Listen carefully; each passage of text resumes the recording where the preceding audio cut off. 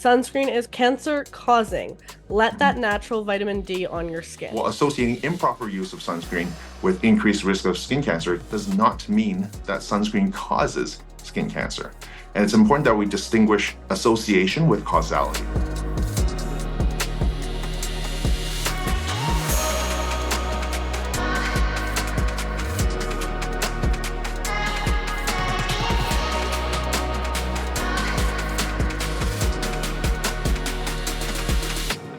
It's time to get loud. Welcome back to Loud Talk with Lavi, a podcast where we break down the walls of beauty standards one flaw at a time. And today I have a very special guest.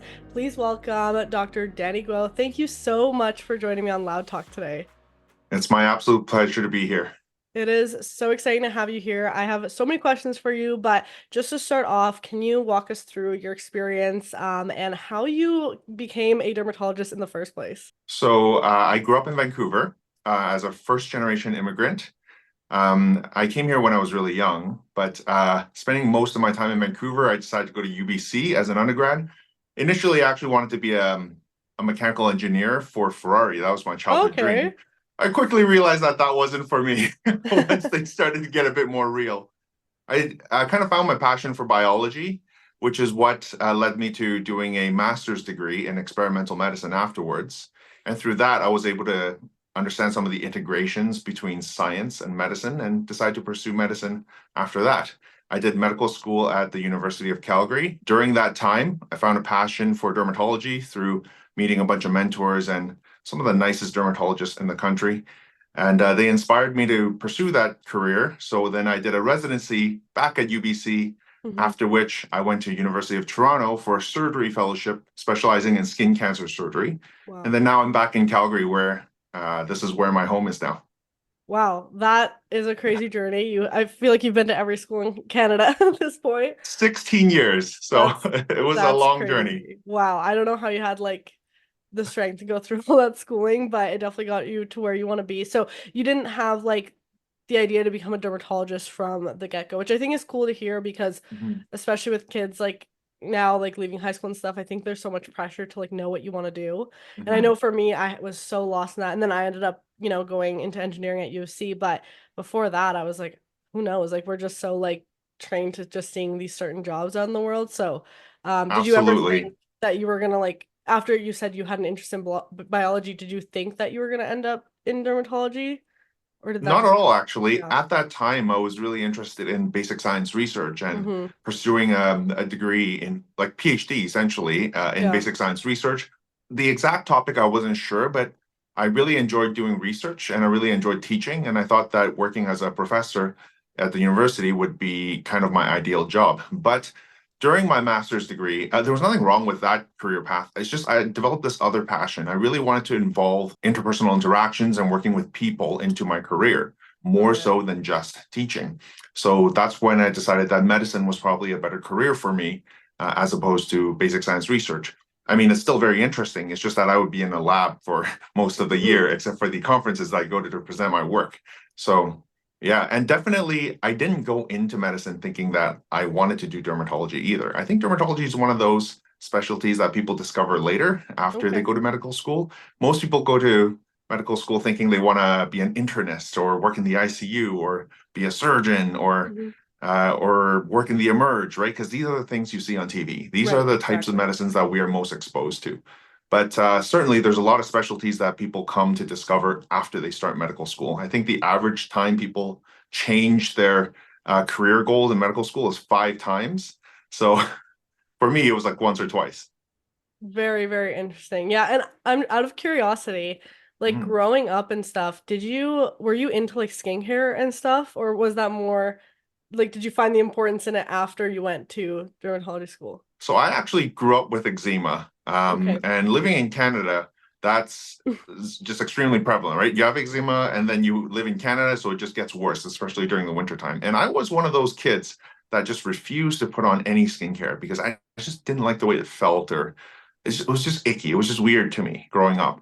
But as I got older, I discovered that perhaps the products that I was using as a child weren't as geared toward people that with my skin condition, right? And my skin type, because they were always the greasier type, the oilier type, and nothing wrong with that. There's absolutely a time and place for that. But as I see in clinic a lot of young men especially, they struggle with wanting to put anything on their face because they just don't like the way it Mm-hmm. feels. And that was me. It was not until I started exploring some of the lighter products. Neutrogena Hydro Boost, not a sponsored statement or anything, but Neutrogena Hydro Boost was literally the first skincare product I ever used. It was so light, it was so nice.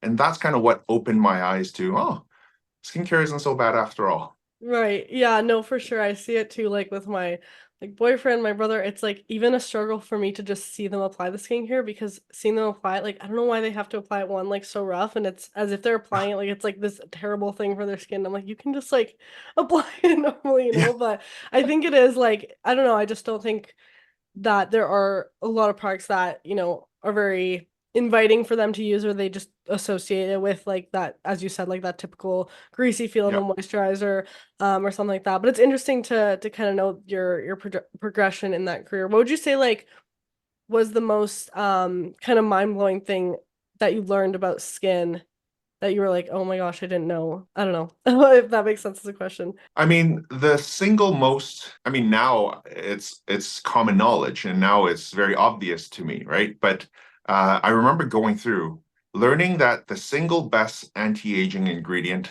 out there is just sunscreen, right? Yeah. Like you think of all these other things like retinol, vitamin C, like oral collagen, and even some energy-based devices. Yes, they work really, really well, but the single most important and effective method of anti-aging is just sunscreen and sun protection in general. Yeah. So when I learned that, it was transformative, right? Mm-hmm. Because it kind of took me away from a place that thought, well, skincare is just really, really expensive and complicated stuff. But the reality is there can be a simplistic version for people who are looking for, one or two products to just keep them going. You're going to get like 90% of the benefit from sunscreen, like religious use of sunscreen already. Mm-hmm. So everything on top of that is icing on the cake. Yeah, absolutely. That actually brings me into some of the first few questions I want to ask you because I think Mhm. there's still so much misconception around sunscreen. I mean, I like cannot go a day without applying it. It could be the cloudiest day. Like I'm so Good, religious with good. applying my sunscreen. Yeah. Um, but especially with, being on social media, it opens the door to a lot Hmm. of opinions. And Hmm. just recently I made a video. It was an ad, but I made a video saying that sunscreen is my number one anti-aging tip, like you just mentioned here. Great. And Love it. I want to go through some of these comments with you and get your opinion Let's do it. because the video is boosted, which I think always opens up to a new audience that, maybe is not in the skincare realm. Fair. So top comment right here is from someone who said, when I had skin problems, I found that the more sun I had, the better my skin would be, and I never put all this stuff on my skin in a million years. Ah, okay. So first of all, the comment section is wild sometimes, right? Tell me You about get it. sometimes when I see a video and the thing I'm most excited for is just going straight to the comment section because man, some of these comments are just hilarious. I'm like, how do But people come up with some of these things, and two, like think like, yeah, I'm gonna go with that. yeah. So actually, this person's comment, I actually have some respect for because part of it is completely true. So we have a device in our clinic called narrowband UVB. It uses a very specific wavelength of UV to treat skin conditions. In fact, it can treat a number of different skin conditions, treat eczema, psoriasis, vitiligo, lichen planus, basically any, well, not any, but most inflammatory skin conditions can be treated with this. And it uses UV. I mean, that sounds mind-blowing, right? Don't Mm-hmm. dermatologists tell you that UV is bad? It's Right. because UV isn't just one wavelength. UV is actually a whole spectrum of wavelengths. And some of these UV wavelengths can be beneficial, while others are not, and can, in fact, carry quite a bit of harm. And it's also a very controlled setting where we do this in the dermatology office. We know exactly how much energy you're getting. We know exactly how frequently you're getting the exposure that can lead to the best optimal result. Right. Whereas when you go out in the sun, yes, you're going to get some of those anti-inflammatory results from UV, but at the same time, it's an uncontrolled dosage. It's inconsistent exposure because you're going to be wearing some clothes here and there. and then the angle of exposure is not consistent. And you're also going to get some rays that are not helpful, but are instead harmful, right? Right. So it's really a combination of things. Like, yes, you are going to get some benefit from those anti-inflammatory rays, but you're also going to get the other half. A common thing that I like to tell patients, and this is, I want it to be taken with a grain of salt here. Did you know that technically people who smoke have a slightly lower risk of getting ulcerative colitis? No. Why is that? It's true. It's just an incidental thing that we know about. It's not a huge Oh, reduction of risk, but technically it's true. But you would never ever tell someone to go smoke cigarettes to reduce the risk of ulcerative colitis, right? right. So it's really about the balance of benefits and harm. And Hmm. in this case, the uncontrolled usage of the sun as an anti-inflammatory treatment is far more harmful than it is beneficial. Wow, that was a great comparison right there. Really, really interesting fact. But I totally agree with you. And yeah, it's very interesting to know that, like, yes, there are those benefits, but Mhm, maybe not at the cost. I mhm, have some more here for you. So someone said, honest question, how is mhm. putting chemicals on your face, then baking them in the sun good for you? I'm against sunscreen and putting anything on my face. I'm 50 and I've never used anything on my face. I mean, I think everyone should have the ability to interpret the information that's given to them and then decide what to do with it. If someone chooses to not use anything on their face, even if I feel that that may be harmful for them if they're spending a lot of time outside, ultimately it's up to each individual to decide. Yes, what she is saying is correct in that some ingredients, I don't want to say chemicals because like water is a chemical, oxygen is a chemical, Yeah. right? Some ingredients can increase sensitivity to the sun, which is why some of those ingredients we typically use at nighttime. The ones that we use during the daytime are more or less proven to be safe and, in fact, are meant to protect you from the harmful rays of the sun. I think the misconception that a lot of people have in Western society, at least, is that the sun is always helpful. Hmm. People view sitting in the sun as a healthy, beneficial thing, both for physical and mental health. Right. While there may be some improvement to mental health, there is virtually no benefit to physical health that cannot be obtained through a safer means. For Hmm. example, a common argument is, oh, I want to go in the sun because I want to get my vitamin D, right? Sure, that sounds great. Getting vitamin D is awesome, but what about all the negative effects of the sun in that case? Why don't you just take a oral vitamin D tablet, right? You can get a much higher, more controlled dose doing that as opposed to relying on the sun for this. So I would caution I caution everyone from using broad terms like chemicals, right? That Yeah. term is associated with a very negative connotation in Western conversations, but understand that everything is a chemical. Water is a Hmm. chemical. Air is a chemical, right? Well, I Hmm. mean, oxygen is a chemical. Yeah. So yeah, I don't have much more to add to that particular comment except like be try not to generalize as much regarding what chemicals are, because some can be harmful and Totally. some can be beneficial. Totally. I think people just see like chemical and they think like toxic, but then there's this whole push with Yes. like natural clean makeup and skincare and it's very Oh, don't which get we me can started we with. can get into that too, but I have one last sunscreen comment which you kind Sure. of touched on Yeah. already. So someone said Mhm.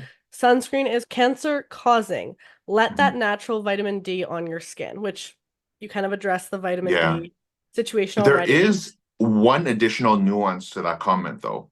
Yes. When some people use that argument that sunscreen is associated with higher rates of cancer, I'm just going to turn that statement into a bit more of a scientific statement so we can discuss it a little bit more. Hmm. That sunscreen is associated with higher rates of cancer. And this was argued by some researchers. I can't name the study off the top of my head, but there's some researchers were making this argument. But the reality of the situation is, in those cases, sunscreen gave, sorry, improper use of sunscreen gave a false sense of security Mm. and a form of a permission for people to bake in the sun. The sunscreen is just a shield that lasts up to 2 hours on your skin. If you don't reapply, if you don't apply appropriately, it's not going to protect you. And if it gives you the false sense of security for, oh, you're now allowed to go bake in the sun for 6 to 8 hours in a row because you're not going to get any harm. Well, then in that case, you are actually going to get harm. And associating sunscreen with associating improper use of sunscreen with increased risk of skin cancer does not mean that sunscreen causes skin cancer. And it's important that we distinguish association with causality. Right, absolutely. And I know I've seen a lot on the internet lately too, being like, well, our ancestors didn't use sunscreen and they were fine. Mhm. They didn't have like skin cancer and this and this.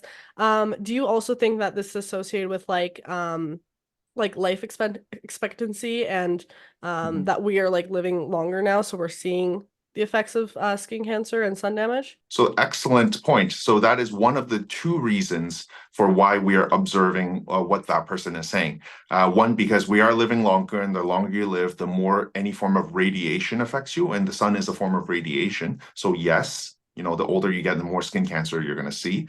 But the second thing is we are just much better at detecting skin cancer now, right? Oh, There's this graph, I think, that shows the association with sunscreen rise and melanoma rise.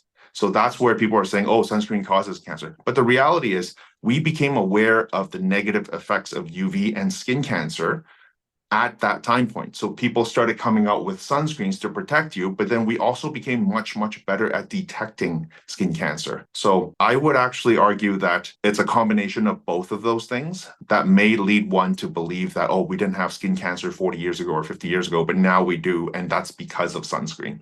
absolutely. Wow. That I didn't think about like that second point, but that definitely is true. And I mean, I'm happy we debunked some of these comments here regarding sunscreen, especially since I struggle with acne. Everyone's like, if you just go out into the sun and let the sun dry up all your pimples, then your whole life Oh, will be so. And I'm like, oh no.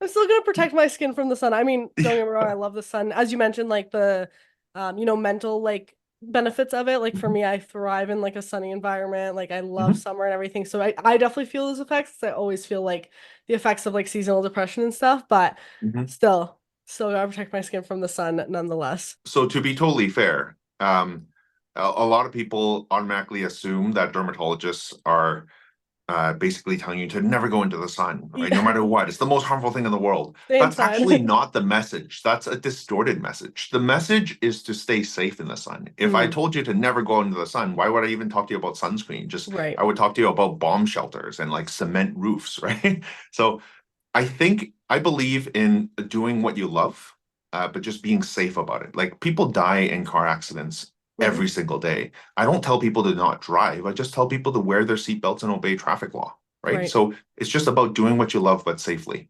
Absolutely. I love like all the like comparisons you make. It makes it very, very simple to actually follow. And I think for anyone who maybe is new to skincare, it's like, oh yeah, that makes total sense. So I love that. The next thing I want to get into, which we kind of Mhm. touched on it briefly, is the whole notion of like clean, all natural skincare and all Oh, of that. There's been, I mean, me on like the influencer side, the amount of emails I've gotten from different brands and the like first line will be like, we're a like chemical free like skincare brand, whatever. And I just sit there and I'm like, what do you mean you're chemical free? Like your first ingredient is water.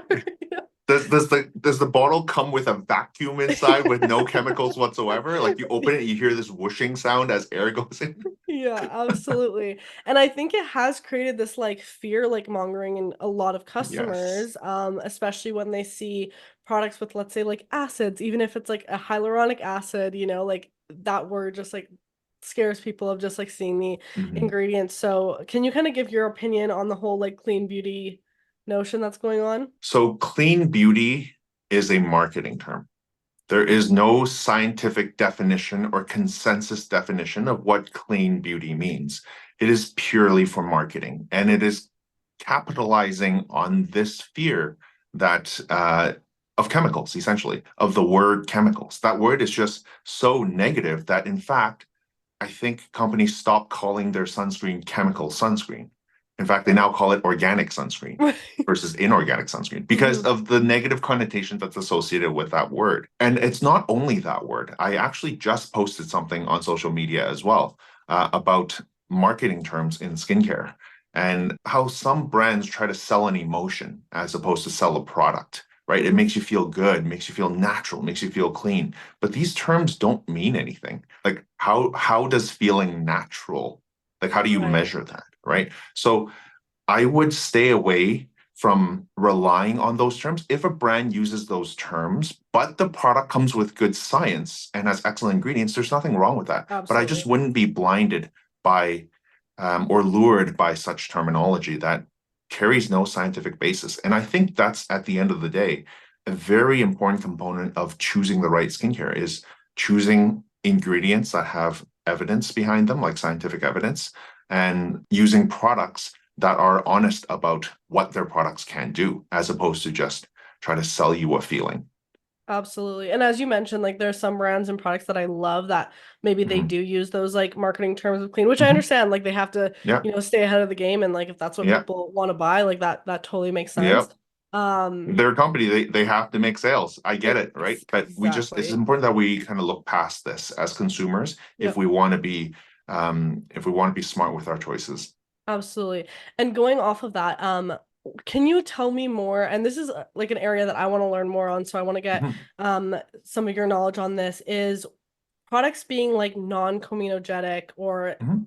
products containing ingredients that let's say are comedogenic. What does that mean? And does that mean like those ingredients can be comedogenic if they're just included in a product, or does it have to be like just using that ingredient at like a, let's say 100%?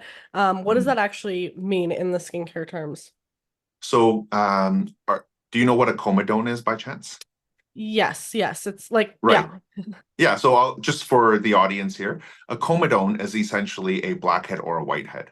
An open comedone is what we call a blackhead, and a closed comedone is what we call a whitehead. And these are the defining features of acne as a skin Hmm. disease. So when brands call their products non-comedogenic, so first of all, brands will never call their products comedogenic, right? This is a Right. comedogenic that is never going to sell. Right? So it's either not labeled or non-comedogenic. So non-comedogenic products, in order for them to get that type of label, they have to have some type of study or proof that their products are not more likely to induce comedones in patients than not using the product itself. So if they have that data, that means that it is safer for people with acne.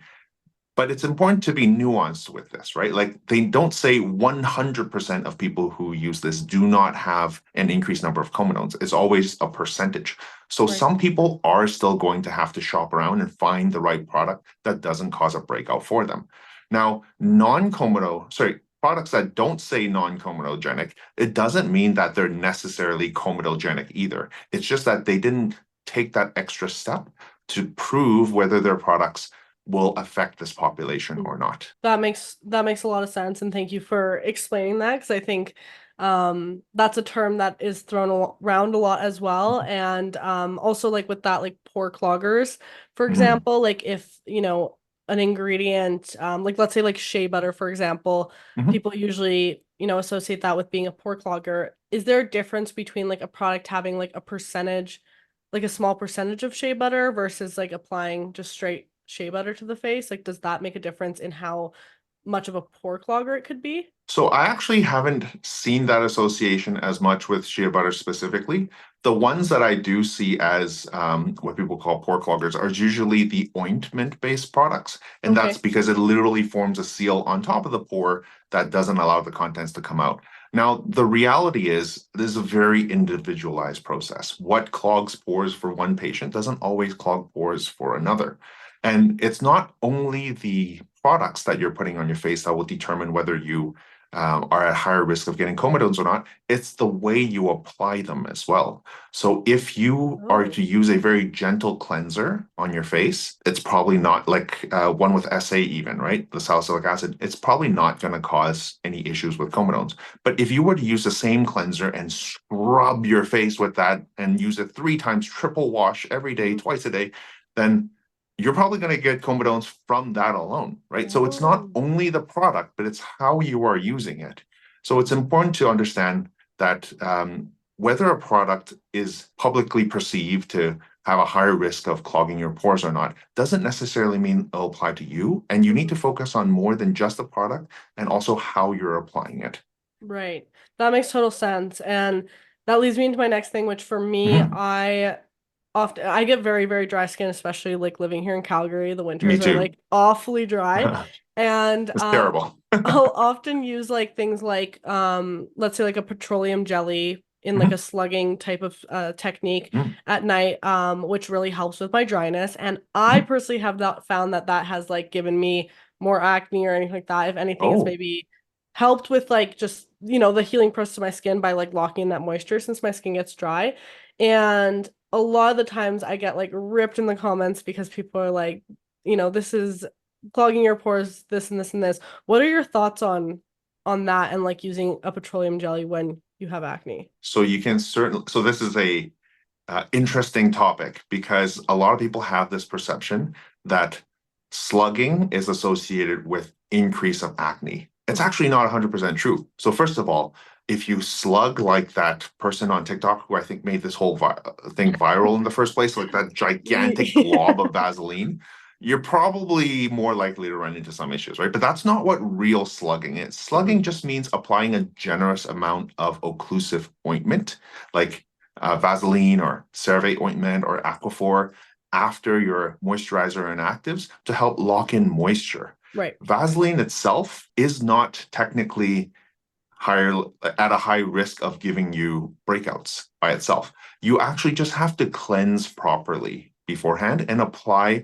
maybe a light moisturizer in your actives so you can have some water in the area and then lock it in with slugging. So it's a difficult thing to convince my patients because it's so intuitive, right? Oh my God, Vaseline's so thick, it's going to clog my pores. But the reality is it doesn't actually do it if you do your skincare routine properly. Right. And I think from a lot of, you know, these questions I'm asking you and a lot of responses, Mm. it really just, as you said, comes down to the actual proper use of products. And like you said with the sunscreen too, right? You can't blame a product necessarily if you're using it without its intended use or Right, improperly, right? So yeah, that's exactly.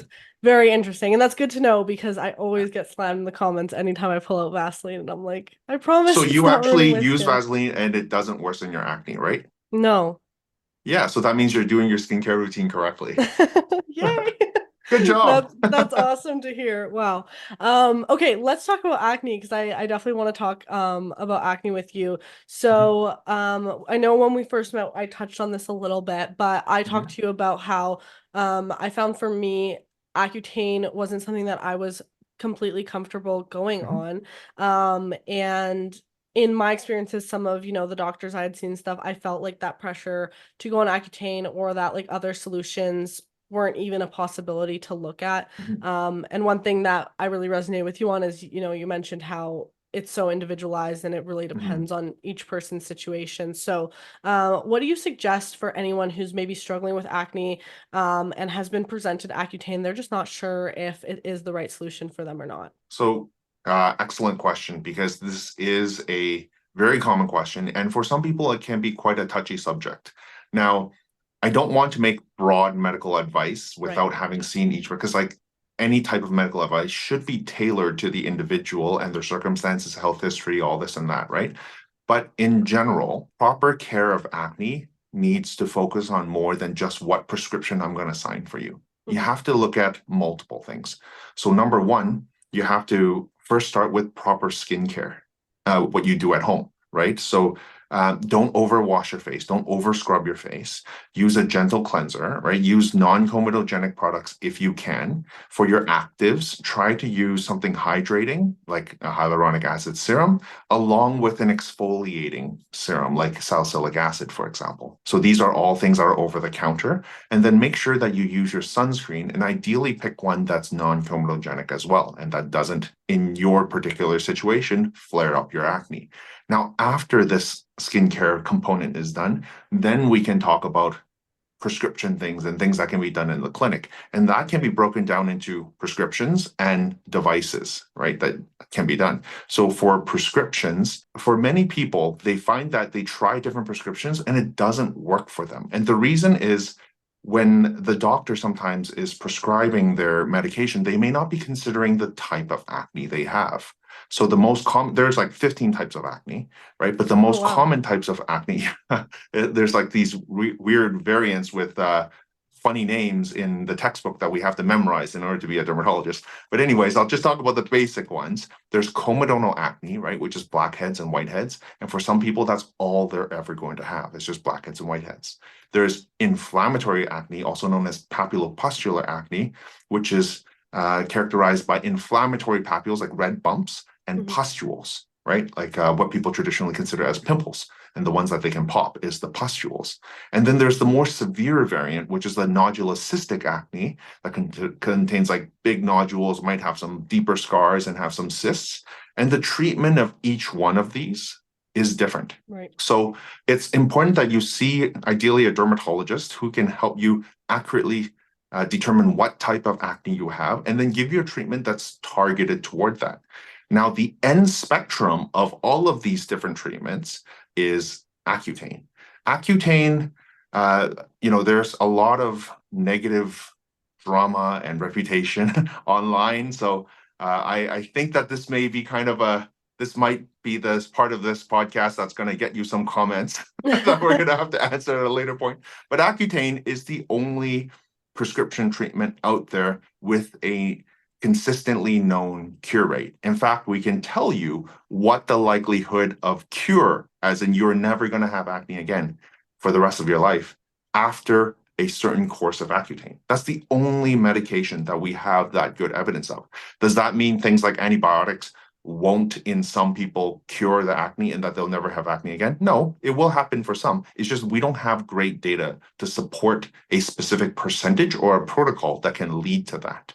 So that's why a lot of dermatologists and non-dermatologists resort to Accutane early, because we do know that in patients with acne, the longer you have it, the more likely you are to get scars and pigmentation, right? And then the more it's likely to affect your social well-being, right? Like with acne, a lot of people I don't want to say waste, actually spend a lot of their time dealing with it, right? Like they spend time looking online. How do I hide this? How do I prevent this? What kind of diet should I try? What kind of skincare products should I buy?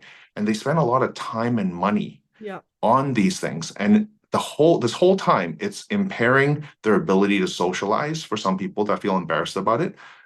It reduces their ability to engage in the activities that they want to engage in, just out of embarrassment, essentially. And it's because doctors kind of want to shorten that or reduce that impact on the patient's life as quickly and as much as possible that leads to a lot of them to give you Accutane or recommend Accutane very early in the treatment. And while that's right for some people, it's not right for everybody. There are other prescription options out there. And once again, you have to see the dermatologist to figure out which one works best for you. But for someone who's not interested in Accutane, I would recommend starting with a topical medicine, like that's like a topical version of Accutane, and go from there. Now, the energy-based device is newer in the acne treatment world, and there is some good evidence that some of them can work very well, but once again, it's very individualized. What works for a group of people doesn't mean that it works for 100% of that group, right? It could be like 70% of the group or 40% of that group. And if you're not in that 70 or 40%, then it's not going to work for you. And the unfortunate reality with a lot of energy-based devices for anything really is it's incredibly expensive. So lots of doctors don't go down that route in terms of recommendations right away before trying all these other like less expensive, more affordable options. So yeah, like we run into this trouble of coverage and tailoring it to the patient. And it's just important that ultimately you see a dermatologist if you have acne early, and then just have an honest discussion of what works for you. But yeah, no, I felt like I went on a really long No. I think it's important to talk about. And I mean, yeah, you brought up like energy-based devices. I mentioned to you when we met that I had done like 3 treatments of AviClear. And the way it was positioned to me was very much like, this is like a 100% guarantee, like it'll get rid of your acne. And I didn't go into it thinking, okay, because I've had acne for like 10 years now, I'm very, with any new product or treatment, I'm very like, I'll believe it when I see it type of thing. Like, I'm like, I'll try it. And that's a good attitude to have. But I'm not going into this thing because I used to do that. I'd buy a new product, as you mentioned, like spend my time and money getting a new product and then having this like huge disappointment when it didn't work. So now I'm very much like, I'll try it. And if it works, it works. If it doesn't, oh well, right? So that's kind of how I it was with AviClear, but yeah, for me, like, it's been almost a year since I finished the treatments, and for me, I didn't find that it Mhm. improved or, worsened my it literally I didn't find that it did much for me. And not saying that the treatment doesn't work at all, but I think the way it was positioned, it was very much like this is 100% guarantee that it'll work Yeah. for everyone. So this is a PSA for everyone. Anytime someone tells you in medicine or skincare or something like that something works 100% of the time, it's not true. They're exaggerating, right? There's Yeah. nothing in medicine that's 100%, right? Except for all of us probably being dead 200 years from now, right? Like other than that, it's yeah, I would take 100% with a very large grain of salt. Yeah, no, that's definitely very important to do, especially with skincare because it's so individualized. I do have a question because you mentioned like the type of acne and treating it is so important. And with Accutane, like for example, if someone goes on it and does have an acne relapse, does that mean they have like a different type of acne than someone who never gets acne back after going on Accutane? So before I answer that question, I'm going to throw in a quick segue with going on Accutane. So the proper dosing of Accutane has a very specific definition. You actually have to complete, let's say, 120 to 150 milligrams per kilogram of your body weight of Accutane over however long in order for it to be considered a true course. And if you finish that course, often the number that's quoted is you will have up to 70% chance of never having acne again for the rest of your life if you finish that course. But that 70% means that 30% of the people are still going to have acne afterwards, right? And you Right. can still go on a second course of Accutane afterwards in order to have more benefit, or like go for another 70% chance of cure. So for your question, for people who are of that 30%, assuming that they did do a proper course Hmm. of Accutane, it doesn't mean that they have a different type of acne, right? They could have the same type, they're just not of the 70%. But even if they did have a different type of acne, it doesn't matter because Accutane basically works for all types of acne. Oh, okay, I see. Yeah. And is there something that would differentiate, like, would you be able to tell if a patient is going to more likely be in that 70% or that 30% group, or is that something where you just have to see how it kind of plays its course?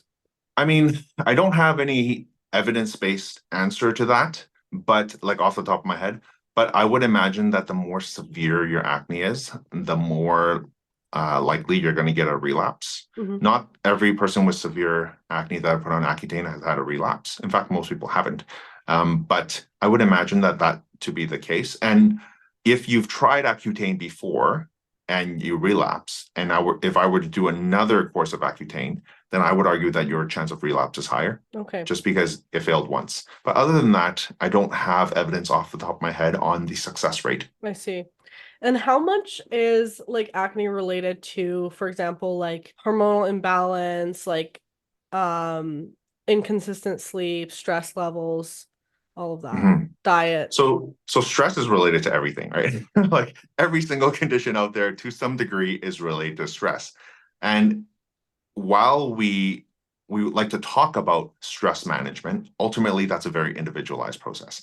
Like I work as a skin cancer surgeon and a dermatologist full time. I have to run a clinic with more than 50 staff in it. It's stressful. Yeah. And if that causes me to have acne, I want to reduce my stress, but how am I going to do that? So Easier said than done. yeah, exactly. So stress plays a role, and how much we can manage it is very, very difficult to say. Now, foods is a very common and also somewhat provocative discussion for how it relates to acne. People are going to say online that certain foods trigger acne in them all the time, or even patients that I see in clinics. They're like, every time I have this food, it provokes acne in me. Yeah. And even though there may not be any scientific evidence or scientific consensus that that food can trigger acne in a population, if it does in you, and it consistently does in you, I'm going to believe you. Because once again, all these studies, all these population analyses refers to the population, not to the individual. Right. So yes, if you believe that every time you eat something consistently, you get acne, and when you stop eating it, you don't get acne anymore, then acne is probably related to that food item for you. Now, that doesn't apply to everyone. So I strongly caution against going on TikTok or social media and listening to people saying, I cut this out of my diet and I stopped getting acne. I'm actually inclined to believe that person for them, Mm-hmm. but I would not generalize that on everybody else. Now, the foods that do have some degree of evidence for like provoking acne, it's like weak evidence is not amazing, right? Is high glycemic foods, Mm-hmm. right? Foods with high glycemic content. So, for example, one of the things that we would be surprised about when we read about it in our textbook is skim milk. Skim Okay. milk, you would think, why would skim milk provoke acne? Well, because the glycemic content, glycemic index of skim milk, I believe, okay, nutritionists, please correct me if I'm wrong, but I believe that the glycemic index of skim milk is actually higher Mm-hmm. than like full fat milk or 2% milk or something like that. So there is some association between that and acne, but other than that, there's not really much else. There are certain medications that are associated with provoking acne, and those are well documented side effects of those medications. But yeah, I mean, sleep is more related to the stress thing as well. But sleep is not so much the lack of sleep as what you're sleeping on sometimes can also Okay. provoke acne. Mm-hmm. Mm-hmm. Definitely. Yeah, I switched to like a silk pillowcase like years ago, and I feel like that made a even not even just like the material itself, but like well, the I feel like the feeling of the material too, because it was just Mhm. like less rough on my skin, especially when I had like really, really bad cystic acne. But talking about the food too, it's so funny that I get all these comments online, and I really just laugh at a lot of them because they assume that they know like everything I put into my body, and people will be like, oh, if you just stopped eating like garbage, you wouldn't have acne. And then I'll show like I'll do like what I eat in a week, and then the comments turn to like, oh, you eat really healthy, and I'm like, like I promise I'm not like You can't rubbing win, it right? on my face. Yeah. Or like I even because for me personally, as you said, it's very personalized. Like for me, I Mhm. found like yeah, whenever I would consume like a lot of dairy or a lot of sugar, I usually break out. Mhm. And even things like alcohol, like even just a couple drinks for me, I found I would wake up in the morning with some breakouts, which could maybe be due like dehydration, the other effects. But Mhm. I stopped drinking like a year and a half ago. Like I cut out alcohol out of my life completely because I'm like I don't see Me any too. benefits for this, and Yeah, like me too. I'm like my skin is not any better, and honestly like I feel like I'm so much more energetic and like more of a life of a party without it. But I'll get Yes. comments where people will be like, oh, like you probably just drink a ton and all this, and I'm like, funny enough, I don't drink at all, like so clear, but it is very very individualized. But yeah, I always found like I would have like a drink or two and I'd break out the next morning, or even like if I took like Tylenol when I was sick and Mhm. stuff, like that would make me break out too. So it's very interesting how it's like everyone has certain things that can just trigger their acne. Yes. Very I do personalized. believe in advocating for everyone to look out for their own health and to Hmm. pay attention to how their body responds to certain things. There are lots of people, not only relating to acne, but just in general, when it comes to food advice on TikTok Yeah, and diet advice, is there are people who will tell you that I do this one crazy diet and I get these amazing results. Even if it were true, some of them I'm very, very hesitant to believe, but even if they were true, that certainly may not apply and probably doesn't apply to everybody as a population. right. So I just caution people to take healthcare advice, especially very broadly consuming life-changing healthcare advice from individuals that aren't credible for giving it. Absolutely. I just saw on TikTok the other day, like eating like raw garlic however many times a week to clear my cystic acne. And I was like, oh, that's interesting. Sure, I mean, if it works for them, it works for them, but I Hmm. don't recommend everyone try, Well, it's especially if you don't become like like garlic. a trend now. Like people are like trying it to clear their acne. And I think it also goes down to like with acne, like I mean, I've experienced this. You just become so desperate to like try anything, like Yes. literally you'll try anything. Even if you hate garlic, you'll eat garlic every day if that is the miracle cure for your Yes. cystic acne. And So I think that's it's how yeah. much impact it has on our society. I Hmm. think there was a study in 2019 that looked at 204 countries in the world between 1990 to 2019, so like a 29-year span, 29 to 30-year span there. And they measured what's called a daily adjusted life, sorry, disability adjusted life years. Basically, that means in total, how many years of life are lost to disability to a condition. And in acne, the number was 5 million. So 5 million disability adjusted life years over a 30-year span of 204 countries. So that's like Wow. it's a massive number. It just tells you how prevalent and impactful acne is. And a lot of and this is why the comment section is wild, right? Like when someone posts something and then someone gives them a recommendation, someone like thinking that like, oh, garlic helps you, right? Let's say someone said that in the Yeah. comment. and a bunch of other people come in and attack them. At the end of the day, I think it shows how desperate people are and how much they care about this particular topic because it is one of the most impactful and prevalent skin conditions, not even just skin conditions in the Yeah. world. And I think it's important to give respect to each other that some things may work for individuals, but at the same time, take general healthcare advice with a heavy grain of salt. Absolutely. Absolutely. And I think, I mean, that's why I kind of started creating so much of the content I do is because acne did take up so much of my headspace and Mhm.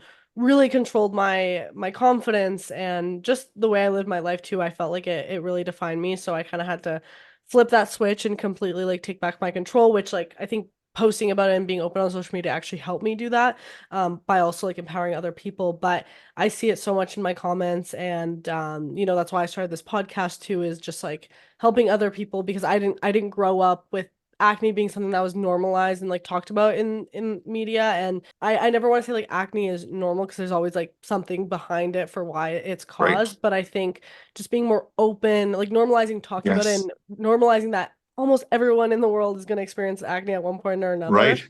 Like it shouldn't be this huge thing we're ashamed of to have as like humans, and we can talk about it. So that was like the whole reason on why I started doing this on social media and stuff. But the whole headspace thing that you talked about and that 5 million number is actually insane, but I believe it because I've gone Yeah. through it and I see it in my comments too, like so many people saying no to plans, saying no to vacations, and just like beating themselves up all day long Oh no. over their acne. Like I've done it too, where I've gone out, and the whole time I'm just thinking like, oh my gosh, is everyone looking at my skin? I've made a lot of progress since then, but it's definitely, I think, one, like it's so crazy because at the end of the day when you really step outside of it and look at it, it's like, okay, they're just like some spots on my face. It's not like that serious. But when you're in it and like Mhm. it's so painful and everything, it Mhm. really takes up everything. And I sometimes get comments from people who maybe haven't experienced acne and they're always like, why do you always talk about your acne experience and this and this and this? And I'm like, it's because it impacted my life so greatly that I know how much it's impacting other people, and that's why I want to speak on it. I think it's a very important message, especially when you're talking about things like scars and normalizing the acne, because I don't know if you know this, but in Canada, let's just localize it. When you look at people between age 12 to 24, did you know that 80% of them have acne? Yes, And yes, if you look at adolescents, if you narrow that scope even further, just to adolescents, it's 90%. yeah, So you that's are insane. speaking to a large population, and I think it's an important message to spread. And I'm very, very proud of you. Like I've looked at some of your content and how honest you are with sharing some of the impact of acne in your life. And that's just this amazing. Thank you. Thank you very much. And yeah, and for me, like as you did mention, like why some derms are so quick to suggest Accutane to avoid the scarring. Like I went through that, the doctor I saw, it was just like my like nearby clinic. Like it wasn't a Mm-hmm. dermatologist, it was just like a family doctor. Mm-hmm. But he did suggest like let's go on Accutane right away. And for me, I didn't feel like it was the best fit.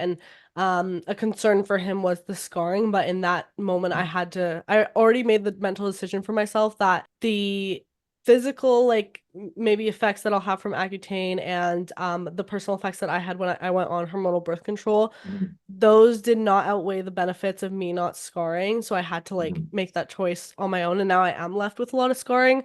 But at the end of the day, like for me, the scarring is not painful. It doesn't Mm-hmm. like throb on my skin and keep me up at night. Like, so not that I could care less. Like, obviously, there's still some days where I look in the mirror and I'm like, man, like, I do miss the skin I had before I had all this scarring, but it's Mm-hmm. also like just a part of my journey. And all things just take time to heal. And maybe, yeah, like my skin won't go back to how it was before I had all that cystic acne, but I'm happy that I was still able to like go through that healing process. And I don't know, maybe I would have done it like differently another way, but that's kind of the path I decide to take in that moment.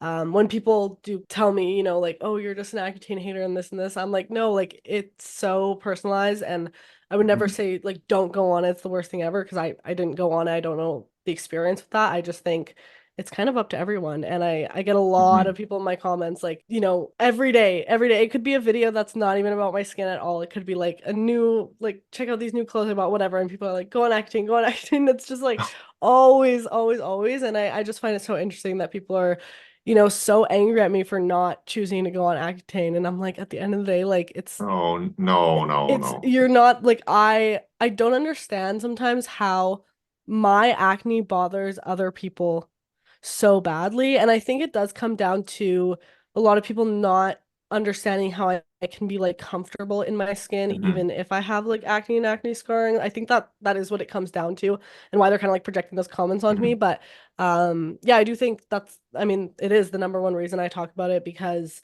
growing up, like I never saw that and I always saw like having acne as like the worst possible thing that could happen to you and you had to like hide it from the world always. Well, Lavi, if you don't mind me asking, have you tried or like are you interested in treating the scars? Yes, and I know that we had a little bit of a discussion on this when we met. Definitely I'm not like I need to get this done tomorrow. Like it doesn't honestly bother Right. me that much. And I have a lot of like indentation, I would say, Mhm, especially like in my temple region stuff. So like when, I turn certain light, you can see it more or less. mhm. But yeah, it's not something that bothers me a lot because I can't feel it. And I think I Yes. I do try to look at the positive of it every day of like it's a constant reminder to me of like what I've gone through because when I do get a flare up here and there and if I do get a little bit in my head and insecure about it, I like Mhm. see those scars and I'm like, girl, you went through way worse acne than this in the past. Like you're good. Like don't let this bring you down. So it is a little bit of that reminder for me, but I would say like in, the grand scheme of things, yes, like I do um use different things in my skincare and stuff that help with pigmentation, all of that. Mhm. But I do know that the actual like indented scarring will probably have to be like a grander treatment than like a topical skincare product. So, absolutely. Right. And first of all, I just want to say you are very, very strong in Thank you. the experience you have and the way you're talking about this. You have come to terms, at least to some degree, with some scars you have, and Hmm. you're not letting it stop you from doing you, essentially. Hmm. So, I think that's amazing, right? I've seen a lot of patients with acne, and for some people, they're not able to come out of, they're not able to come to terms essentially Yeah. with the sequelae of acne. And we have to understand that acne is not a choice, right? Acne is something No. that happens to us. And the good news, though, is that these days, I mean, every day, technology improves, and there are better and better treatments out there for people with acne scars, for yourself or for anybody that's listening that struggles with acne scars. So I think even if, let's say, 5 years ago, you tried something, it didn't work, and the doctor told you there was nothing better at the time, it doesn't apply today. And it Right. won't apply 5 years from now because things are always evolving, and acne scar is a huge focus for a lot of dermatologists and development of people who develop energy-based devices. So absolutely, if that is something that people are considering, there are great options out there. Now, nothing works 100%, right? Like I just said, if anybody says 100%, they're exaggerating. Nothing works 100%, but certainly some things are worth trying. Mhm. And it all starts with an in-person assessment with a dermatologist who does this kind of stuff. Now, not every dermatologist treats acne scars, and not every dermatologist, actually, most dermatologists don't have everything under the sun, right, Right. in their office. So it's just about finding the right person and having an honest chat with them. Hmm. So obviously there's a ton of different like scar treatments out there. And I know when we chatted originally, you said like the issue is a lot of people don't know which treatment treats which type of scar. Yes.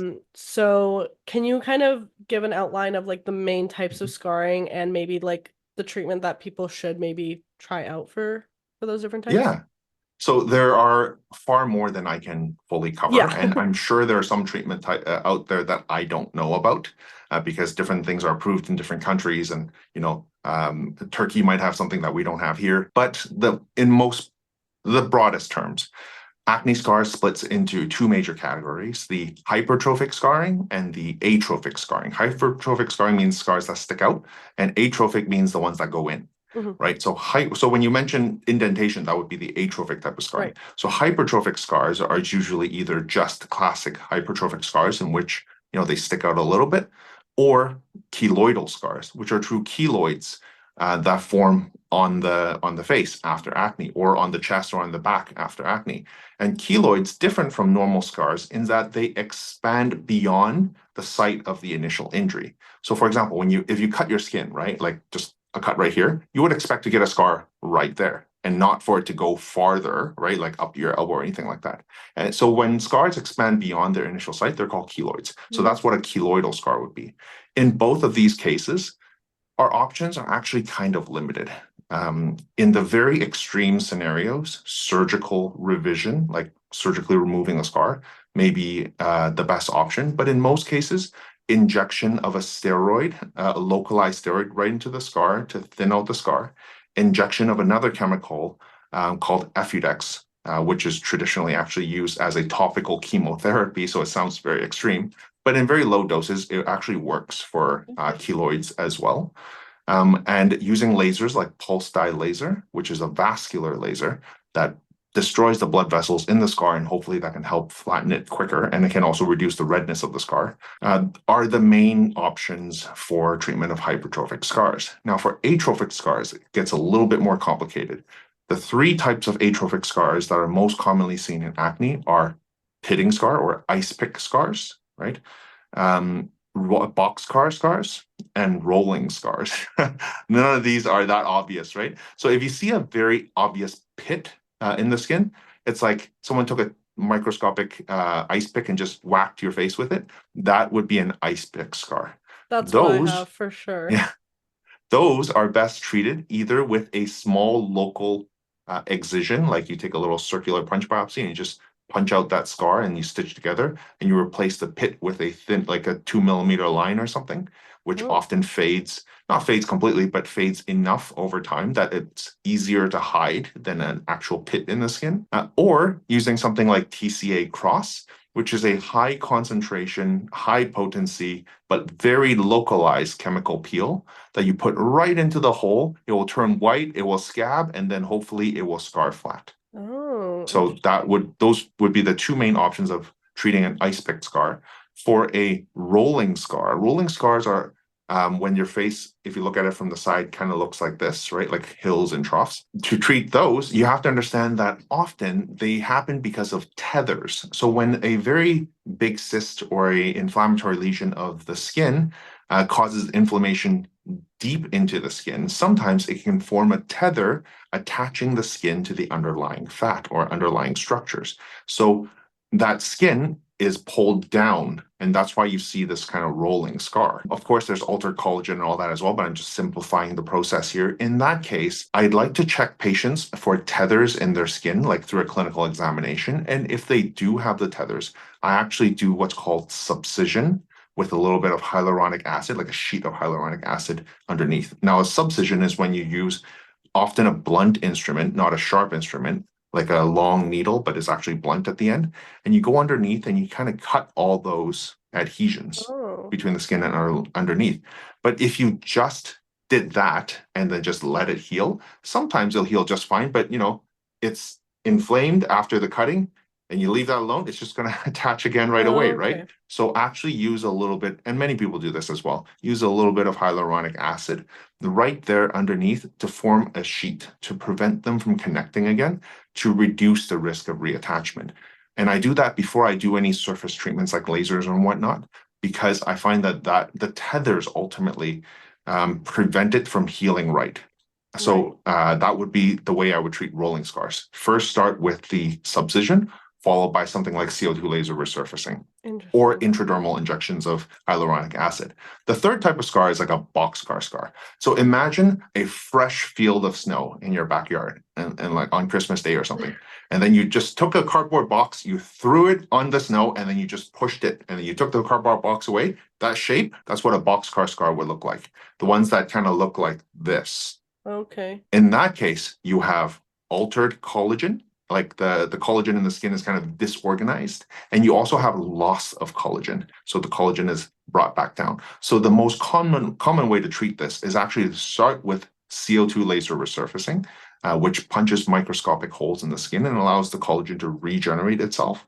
And then with this, there's a number of different injectables that you can use to try to stimulate some of that collagen to come back. The most commonly used one is what's called skin boosters, or very light intradermal hyaluronic acid that's placed in micro droplets in the skin. This is not a filler, so don't misunderstand that.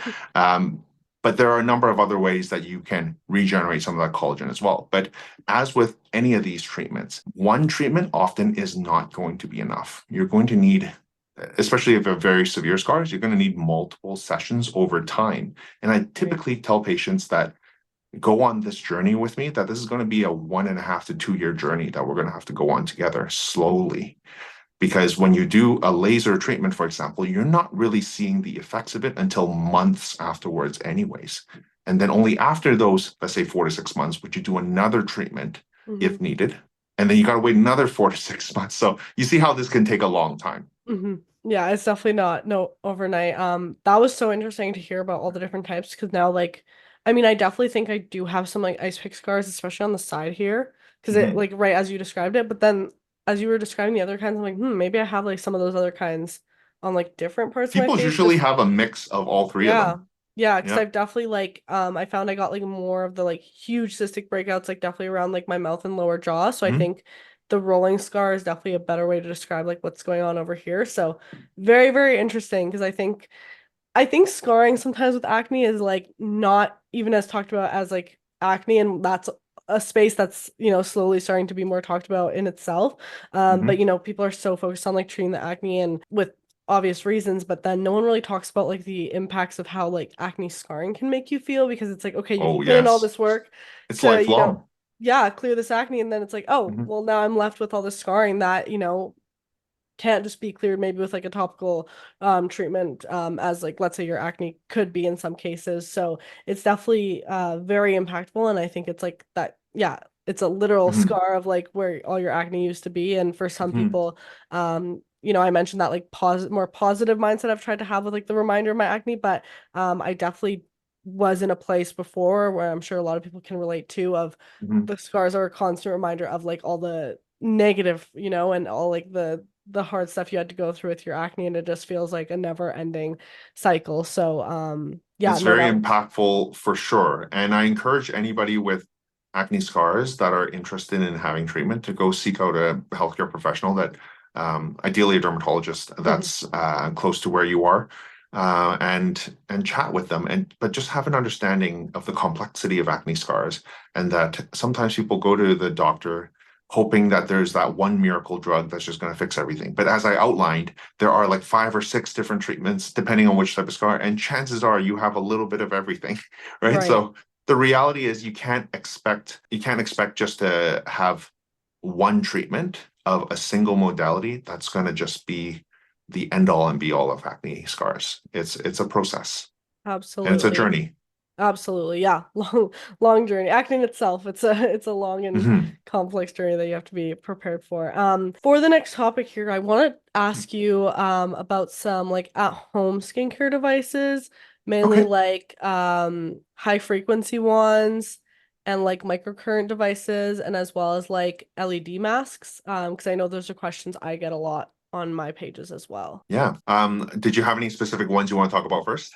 Yeah, so maybe let's start with the high frequency ones. So are ones that you can buy at home first, like is high frequency actually effective? I've personally used like an at-home one. I feel like it does help me with like when I have those really painful like cystic breakouts. I don't know if it's like a placebo thing or not, but I want to get your thoughts on that and with like the at-home high frequency ones. Sorry, which device is this? Because when you say high frequency, I think of high frequency ultrasound, which is actually used for other things in clinic and not so much for acne. Which device are you referring to Mm, specifically? it's like one of these ones. Oh, I'm not familiar with this one. So, Okay. I It's mean, they're like the argon. They have like argon inside them, and then you like plug it in. so it's a light therapy then. It looks like maybe it's an LED. It like kind of like zaps your skin when you like apply it Oh, on. Yeah. I actually am not familiar with that one, so I don't want to make any silly Okay. comments about it. But Okay. the problem is there are too many at-home devices, and if their energy is below a certain threshold or certain parameters are below a certain threshold, the process to get them approved is far less rigorous Mhm. than some of the more intense devices that we would have in a dermatologist clinic, for example. I But see. the problem is the lower the energy, the lower the those parameters are, the less likely they're going to have any effect. At the end of the day, Right. I mean, do you mind me asking how much was that device? Like maybe $100, Yeah, maybe less. so Yeah, like I 80 mean to that 100, I they think. make these very affordable so Hmm. that people can buy them, but I don't know about that device particularly, but I would strongly recommend looking up evidence for this Hmm. device and not just from the company's own website. Right.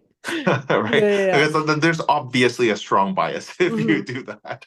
So what But about like mhm, LED masks, like at home ones? mm, Like, are there yes. any at home LED masks that actually could be effective, or is that just like not possible with like an at home device? So I think this is actually a great topic because, first of all, LED devices have been used in some dermatologist clinics for the exact same reasons that they are used at these at-home masks. Right. But the main difference between the two are twofold. One is the output of the device, right? Like obviously the big machines in the office are going to be way more potent than the mask that you have at home. It's just the way it is, right? Hmm. The second is coverage. Hmm. So can the masks, so when it comes to coverage, the LED masks that sit on your face, they're actually pretty good. But then there's also other LED devices out there that come in a wand that you put Yeah. on different parts of your face. Those are not as good because how are you Right. going to accurately determine how much energy you deliver to each spot that you had to put the wand on, I right? So agree. I agree so with the the wands masks, and stuff. Those ones always were like, I don't know about that. Because a lot of people use them like kind of like how they would like a roller, like a face roller. And I'm like, you're literally you're touching it for barely like a getting any second. exposure. Yeah. But You I need have like tried. 20 minutes of direct exposure on each piece of skin for that to work. So That'll that's take a like minute. hours and hours and hours, right? So might Yeah. as well just get the mask. Yeah. So back to the masks, we don't have any evidence on the at-home masks themselves, but based on the technology, the wavelengths that are used, the science is there for the in-clinic devices. And because this isn't a laser that requires a very specific high energy output, they're just LED lights, right? They may not be as bright as the LED lights or have as much luminosity as the Hmm. LED lights that we have in the clinic, but with enough exposure, theoretically, they should work. There are some that work better for acne. There are some that work better for rosacea, some for collagen. So I just recommend if you're going to invest in an LED mask, expect to invest $400 or so for some of the better ones, or more actually, Hmm. for some of them, and try to get one, if possible, that has multiple colors. Just so that you Right. can use the different colors for different indications. Red is the one that is consistently talked about and used the most because it has the best evidence. So I actually think that if you have $400 that you want to invest in collagen promoting treatments, this is one of the main benefits of the masks for me is collagen promoting treatments. Then yes, absolutely. Because some of the growth factors out there, like one of my personal favorite growth factor serums for the Skin Medica TNS Advanced Serum, is 300 something dollars already, right? Wow. So that you can use up that. I mean, that's a great product. And if that is within your budget, you should invest in it if you're looking for a growth factor serum. But if you don't want to buy that every few months and you kind of want to buy one thing that's going to last you a long time, get the mask. It's a big upfront cost, but it doesn't have an expiry date. It doesn't run out at some Right. point. Yeah. Yeah. LED Yeah. bulbs last longer than you and I do, right? So Well, that's the thing. it's a good investment, I think. Okay. Interesting. I have a few of them, so it's definitely like reassuring to You know, have a like, few of them. mostly because like some of them have been Oh, this is sent to me. sponsored. So yeah. Okay, I'm like, wow. No, no, I didn't just spend like multiple grands on these masks, but I was always like, I've used them, and for some of them, I'm like, yeah, I see like some of the effects, but I'm like, is this actually doing what it's supposed to be doing? So that's good to know. And what about like a microcurrent device? So microcurrent devices at home don't have as much evidence.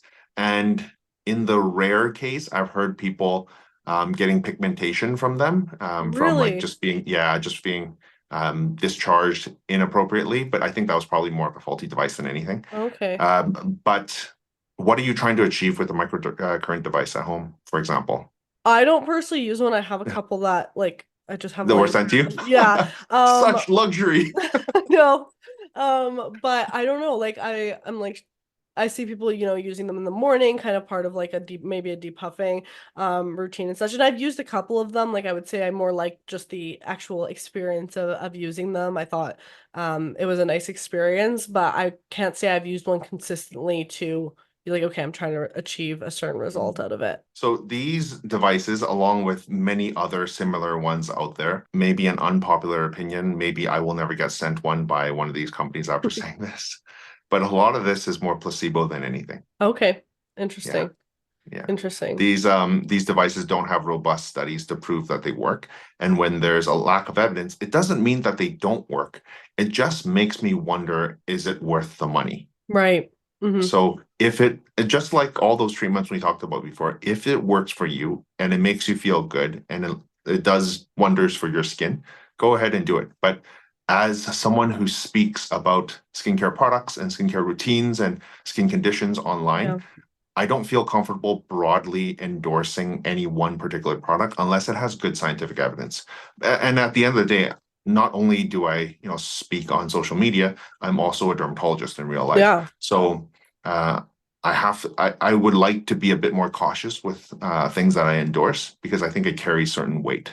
Absolutely. Yeah, and that's why I wanted to ask some of these questions too about the devices because I'm like, which one of these actually work and are worth the money, right? Because like it's different when if I'm like getting sent these and I can just use them and if they work, great. If they Mhm. don't, oh well. But like then one of my viewers, if they see me using it and they're like, oh, I need to go buy Yes, this $400 device, that's a little bit of a different story, right? And I want to make sure I'm either sharing that like exactly. I just use this for the fun of it or I use it because it actually makes an impact on my life, right? So That's why I'm actually sent stuff all the time. Like you can't see the table here, but it's like kind of full of stuff that people have sent me. I imagine, yeah. I'm very careful with what I like to endorse. This is a personal opinion, but I'm very careful with what I like to endorse, not only because I'm a dermatologist, but because I feel that social media as a whole is slowly moving toward becoming just a cesspool of ads. Yeah. You know what I Hmm. mean? Like Hmm. there's just so many different ads out there. And sometimes it's from people I know speaking about things that I'm like, really? Like, do you love it Right. that much, or is it just because it's an ad? Right. And of course, it's helpful that the post says sponsored, right? So you kind Yeah. of take it with a grain of salt.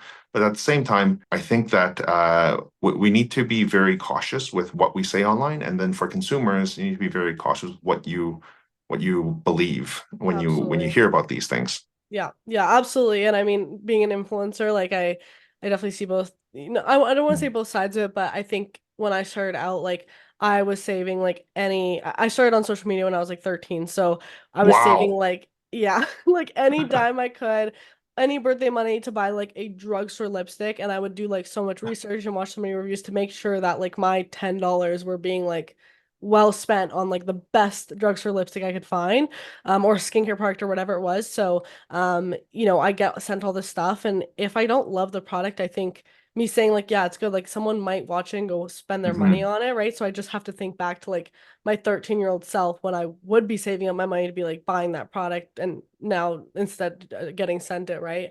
And on the other side of it too, like I do sometimes I love a product so much and I use it all the time, and then it just so happens the company wants to work with me on an ad, and Mhm. then I do see like a lot of comments that are like, oh, like clearly this is just an ad, so you don't like this product, blah blah blah. And I'm like, no, but I actually have been, if you watch back my videos, you'll see I've been using it for so long. And it's just like I've gotten the opportunity now to have it sponsored. So yeah, there's definitely, both sides to it. And I do think there's a lot of like overconsumption and all of that going on. Mhm. But yeah, I think it is important. Some products, yeah, in the skincare realm of things, like there are some products and some devices and things that I'm like, you know what, this is just a fun tool to use, like the Mhm. like the ice rollers and stuff like that, like the depuffing Oh stuff. gosh.